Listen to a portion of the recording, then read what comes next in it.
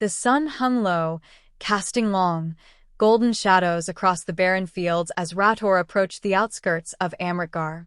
His steps were measured, deliberate, as if he carried the weight of forgotten years on his shoulders.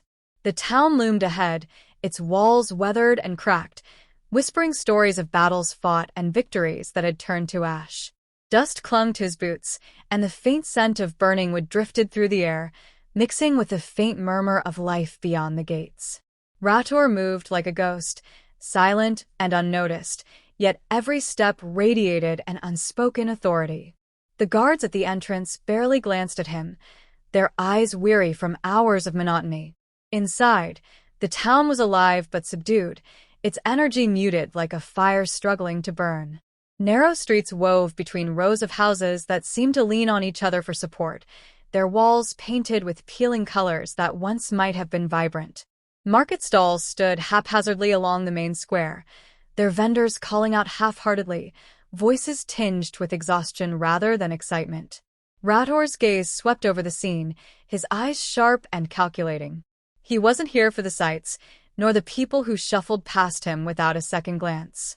His purpose was buried deeper, hidden like a stone beneath layers of sand. He entered a small, dimly lit inn at the edge of the square. The creaking of the wooden floor announced his arrival, but the innkeeper behind the counter didn't look up immediately. When he finally did, his face paled, as if Rathor's presence had pulled a memory from a dark corner of his mind. The innkeeper handed over a room key without a word, his hands trembling ever so slightly. Rathor accepted it with a curt nod, his expression unreadable. He made his way to the second floor, each step groaning under his weight. The room was modest, its furnishings plain and functional, a single bed, a small table, and a chair by the window. He placed his pack on the bed and sat, his hands resting on his knees as his gaze drifted out of the window. The sun was nearly gone now, the town bathed in hues of amber and crimson.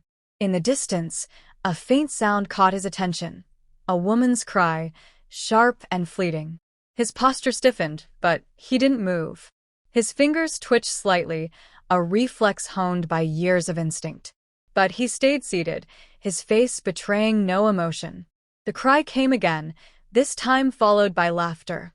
Laughter that was too cold, too calculated to be genuine. Rathor exhaled slowly, closing his eyes. He wasn't here to get involved. Not yet. His mission was clear, and it didn't involve saving strangers from the chaos that seemed to lurk in every corner of this forsaken place. As the darkness deepened, Rathor leaned back, his eyes scanning the room. The walls were thin, allowing faint murmurs of voices from the floor below to seep through. He listened, not to the words, but to the rhythm of the town, the ebb and flow of its secrets, the quiet desperation that hung in the air. It was a rhythm he recognized, one that had followed him through countless towns, countless lives. The weight of it settled on him, but he didn't flinch. Instead, he waited, knowing that this was just the beginning. The quiet of the night was broken by the distant rumble of chaos. Rathor's eyes snapped open, sharp and alert, as the faint echo of shouts filtered through the thin walls of the inn. The muffled voices outside carried panic, rising and falling in desperate waves. He moved to the window, peering through the grime-streaked glass. Down in the square, lanterns swung wildly as figures darted between shadows. A plume of smoke curled upward in the distance, and the acrid scent of burning wood began to seep into the room. He hesitated, his hand resting on the windowsill. His instincts screamed for him to intervene, but the memory of past battles pulled him back. He wasn't the man he once was, or so he told himself. Yet as the cries grew louder, a deep-seated unease stirred within him. A sharp knock on his door broke his train of thought. Without waiting for an answer, the door creaked open, and the innkeeper stepped inside, his face pale and slick with sweat. "You should leave," he stammered, his voice barely above a whisper. "They're here." Rathor didn't ask who. The fear in the man's eyes told him enough. He turned back to the window, his gaze narrowing as a group of armed men emerged into the square. Their movements were deliberate, their confidence unmistakable. Each one bore the same emblem, a coiled serpent etched in crimson on their sleeves. The innkeeper's voice trembled as he continued, "The Crimson Vipers. They've been terrorizing towns like ours for months. We thought they'd pass us by." Rathor remained silent, watching as the men began rounding up the townsfolk. The leader stepped forward, his voice booming as he demanded tribute, gold, supplies, and whatever valuables the people could spare. Anyone who resisted was met with swift, brutal force. A man in the crowd tried to shield his wife, only to be struck down with a single, vicious blow. The scene below ignited a spark in Rathor, one he had tried so hard to extinguish. He turned to the innkeeper. "Why haven't the people fought back?" "They're too afraid," the man replied, wringing his hands. "The Vipers, they're not just thieves. They kill without mercy. No one dares stand up to them." Rathor's jaw tightened. He could feel the weight of his sword, still strapped to his pack, calling to him like an old companion. But it wasn't just the sword he feared. It was the man he became when he wielded it. Outside, the commotion escalated. A young girl broke free from the crowd, her small figure darting toward the edge of the square. One of the Vipers raised his blade, aiming to cut her down. Rathor's breath caught, his body tensing. Before he could make a decision, an older woman, perhaps the girl's mother, threw herself in harm's way. The blade struck her instead, and her scream pierced the night. Rathor closed his eyes, his fists clenching at his sides. He had come to this town to escape, to leave behind the life that had consumed him. But the horrors unfolding below made it clear, escape was never truly an option. The innkeeper's voice broke through his thoughts. "Please, if you can do something." For a moment, Rathor didn't respond. Then, without a word, he moved to his pack and unstrapped the blade. Its weight was familiar, almost comforting. As he unsheathed it, the steel glinted in the dim light of the room. The man he had tried to bury was clawing his way back to the surface. With a steady exhale, Rathor turned to the innkeeper. "Stay here. Lock the door." And then he stepped into the night, leaving behind the silence he had once clung to. The square was a battlefield of chaos, the cries of the townsfolk mixing with the sharp commands of the Crimson Vipers. Rathor moved through the shadows, silent and calculating, his blade resting in his hand like an extension of himself. He had avoided this moment for years, but now, as the chaos unfolded before him, there was no room for hesitation. The leader of the Vipers stood at the center of the square, barking orders with an air of absolute authority. His voice cut through the night like a blade, commanding his men to strip the town of everything it had to offer. Rathor studied him closely, noting the serpent emblem on his chest and the cruel smirk that played across his face. This wasn't just a raid, it was a display of dominance, a message to anyone who dared defy them. Rathor stepped forward, his movements deliberate, his presence unmissable.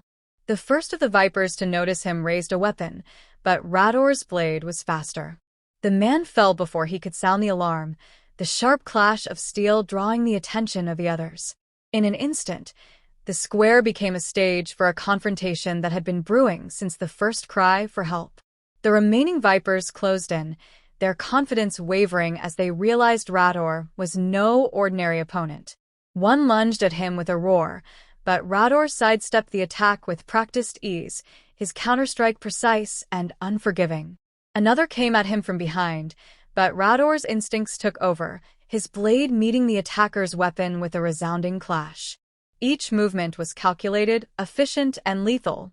As the bodies of his comrades hit the ground, the leader of the Vipers finally took notice. He turned slowly, his eyes narrowing as they met Rathor's. For a moment, the two men simply stared at each other, the tension between them palpable. Then, with a sharp gesture, the leader called his remaining men to stand down. "You've got skill," he said, his voice carrying an edge of both admiration and malice. "But this isn't your fight. Walk away now, and I'll let you live." Rathor's response was measured, his voice low and steady. "You've taken enough from these people. Leave while you still can." The leader laughed, a harsh, grating sound that echoed through the square. Bold words for a man standing alone. But Rathor wasn't alone. The townsfolk, emboldened by his defiance, began to rally. They moved cautiously at first, their fear still evident, but as Rathor held his ground, their courage grew. A farmer armed with a pitchfork stepped forward, followed by a blacksmith wielding a heavy hammer. Soon, the square was filled with people ready to defend their home. The leader's smirk faltered, his confidence waning as the tide turned against him. He drew his blade, its edge glinting in the firelight. "If you want to play the hero, so be it," he snarled. "But you'll die like the rest." The fight that followed was fierce and brutal, the clash of steel and the cries of battle filling the air. Rathor and the leader circled each other, their blades meeting in a series of swift, deadly strikes. The leader was strong and relentless, but Rathor's experience and precision gave him the edge. In the end, it was over in a single, decisive blow. Rathor's blade found its mark, the leader's weapon falling from his grasp as he staggered back. The remaining Vipers, seeing their leader defeated, scattered into the night, their confidence shattered. The square fell silent, save for the crackle of dying flames and the labored breaths of the townsfolk. Rathor stood amidst the chaos, his blade lowered, his gaze sweeping over the people he had fought to protect. There was no triumph in his expression, only a quiet resolve. He turned without a word, disappearing into the shadows as the townsfolk began to gather, their gratitude unspoken but deeply felt. For Rathor, this was not a victory. It was simply the price of doing what was right. The first light of dawn crept over the town, revealing the aftermath of the night's chaos. The square was littered with the remnants of the battle, broken weapons, discarded armor, and the charred remains of stalls. The townsfolk moved among the debris, their faces a mixture of exhaustion and determination. They worked in silence, repairing what they could, salvaging what remained. Though their fear had not vanished, it was tempered by a newfound resolve. For the first time in months, they had seen that the Vipers were not invincible. Rathor stood on the edge of the square, his figure partially obscured by the shadows of the nearby buildings. He watched the people without approaching, his presence as silent as ever. He had no interest in their gratitude. He hadn't fought for recognition. He had stepped in because he couldn't stand by and watch innocent lives be destroyed. Yet, as he observed their efforts, a flicker of something unfamiliar stirred within him. Pride, perhaps, or something deeper that he couldn't quite name. A voice broke the stillness behind him. "You didn't have to do what you did." He turned to find the innkeeper standing there, his face etched with both relief and curiosity. The man's hands were clasped tightly in front of him, his eyes darting to the sword still sheathed at Rathor's side. "I didn't do it for you," Rathor replied, his tone even. The innkeeper nodded slowly, his gaze dropping to the ground. "Maybe not, but you did it. That's what matters. The people, they'll remember this. They'll remember you." Rathor's jaw tightened. He didn't want to be remembered. Memories led to questions, and questions led to truths he wasn't ready to confront.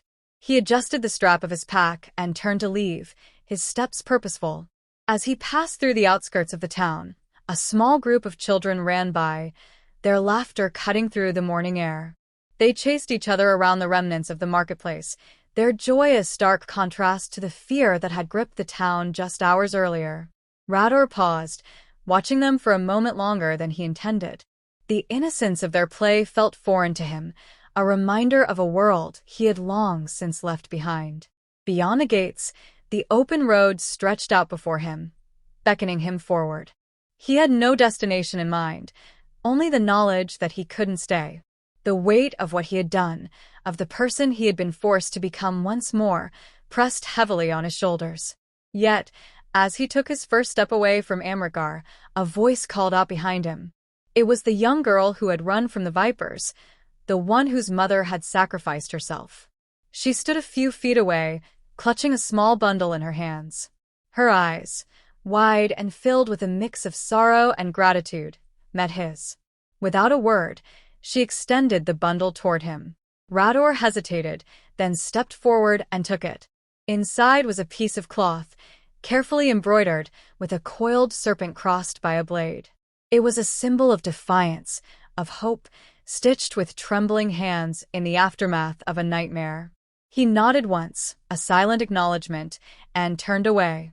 The road stretched out endlessly before him, but he walked it with purpose, the bundle tucked securely in his pack.